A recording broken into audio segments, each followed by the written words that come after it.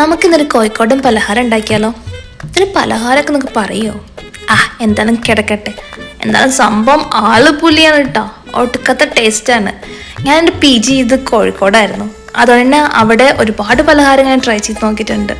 കണ്ണും പൂട്ടി പറയാം, പലഹാരത്തിൻ്റെ കലവറയാണ് കോഴിക്കോട്. ഇതെന്ന് പറഞ്ഞാൽ അവിടുത്തെ ഒരു സ്ട്രീറ്റ് ഫുഡാണ്. അവിടെ സ്ട്രീറ്റിൽ തട്ടുകടയിലെ ചേട്ടന്മാരുണ്ടാക്കി കൊടുക്കുന്നതാണ്.